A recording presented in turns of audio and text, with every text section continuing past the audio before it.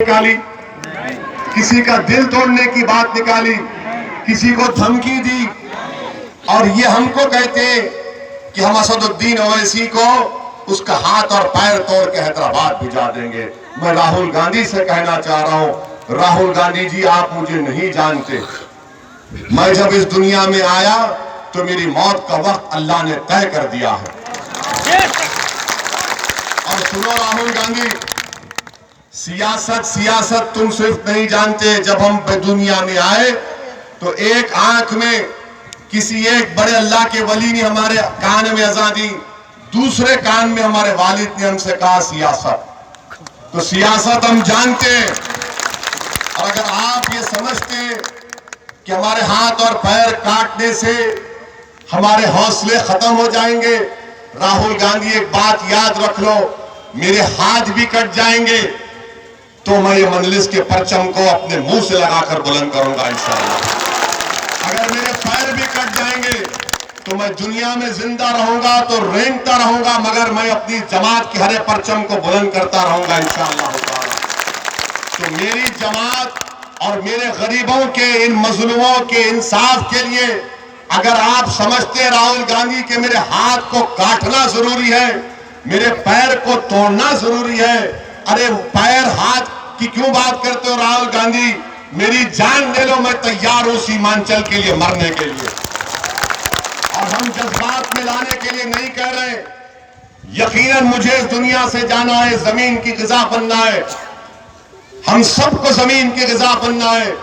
और यकीनन मौत सबको आएगी, कोई बचने वाला नहीं है मौत से। मगर याद रखो, मुझे उस मौत की फिक्र इसलिए है, डर नहीं है, फिक्र इसलिए कि जब मट्ठी में जाऊंगा तो मुझे एक दिन अपने अमाल का हिसाब देना पड़ेगा। और राहुल गांधी सुनो, मैं जब तक जिंदा रहूंगा सीमांचल की जनता के इंसाफ की बात करता रहूंगा। और अगर मैं इस दुनिया से जाऊंगा तो इंशाअल्लाह इन्हीं नौजवानों के कंधों पर मुझे कब्रिस्तान लेकर जाया जाएगा। और अगर किसी के इनकी इन बातों से मुझे कोई फर्क नहीं पड़ता, क्योंकि राहुल गांधी नहीं जानते, राहुल गांधी कभी पुलिस की लट की मार नहीं खाए, राहुल गांधी के सर पर पुलिस की लट नहीं लगी, राहुल गांधी को पुलिस ने घेर कर 10 मिनट तक नहीं पीटा, राहुल गांधी जेल में 50 दिन नहीं गुजारे। असदुद्दीन ओवैसी खाक और खून के दरियाओं से गुजर कर यहां पर पहुंचा है। मुझे भी पुलिस ने मारा था, 18 टाके मेरे सर पर लगे थे, मुझ पर गोली चलाई, अल्लाह ने मुझे बचा लिया। एक बार नहीं, 4 मरतबा अल्हम्दुलिल्लाह जेल को जा चुका हूं। तो ये बातें याद रखो। ये कांग्रेस और राहुल गांधी ये समझते हैं कि मैं भारत का वाहिद एमपी हूं जो गवर्नमेंट से सिक्योरिटी नहीं लेता हूं, मेरे अतराफ में कोई गार्ड नहीं रहता बंदूक लेके। आप किसको डरा रहे हैं? जो अल्लाह से डरता वो तुम जैसे जालिमों से कभी नहीं डरता, याद रखो। हाथ काट देंगे, पैर काट देंगे, करिए ना। हाथ और पैर क्या, हम तो जान कुर्बान करने तैयार हैं। जब तक जिस्म में के खून का खतरा जिंदा रहेगा, राहुल गांधी तुम्हारे खिलाफ बोलूंगा, तुम्हारे चेलों के खिलाफ बोलूंगा, बीजेपी के खिलाफ बोलूंगा, मोदी के खिलाफ बोलूंगा, सीमांचल की जनता की इंसाफ की बात करता रहूंगा। और जब अल्लाह इस दुनिया से मुझे मौका देगा तो तब तक सीमांचल से इंसाफ भी कराऊंगा। यह देख लेना। ये लोग जानते नहीं है प्यारे, ये लोग सुनिए, ये लोग जानते नहीं है। अरे हम उस आका की उम्मत है कि जब वो एक गली से गुजरते थे तो एक औरत उन पर कचरा डालती थी ना, तो क्या आका ने अपना रास्ता बदल दिया? कचरा डालती थी किस पर? जो रहमतुल लिल आलमीन है। कचरा डालती थी, आका जाते थे, फिर डालती थी, फिर जाते थे। याद रखो, हम उनके गुलामों के गुलाम हैं।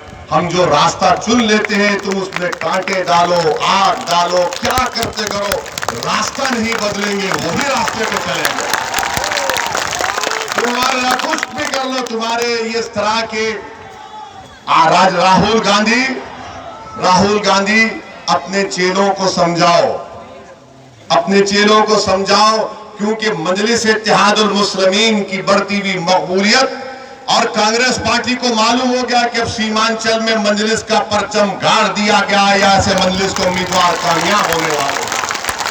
इसीलिए इस तरह की वाहियात और छिछोरे गुफ्तगू कर रहे हैं।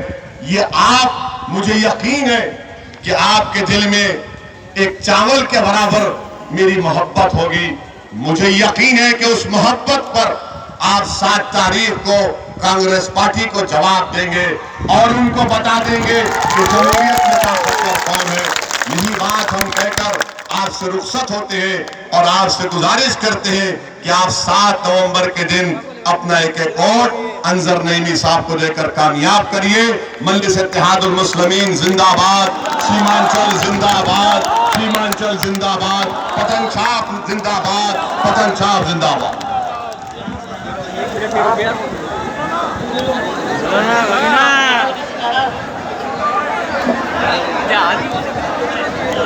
जिंदाबाद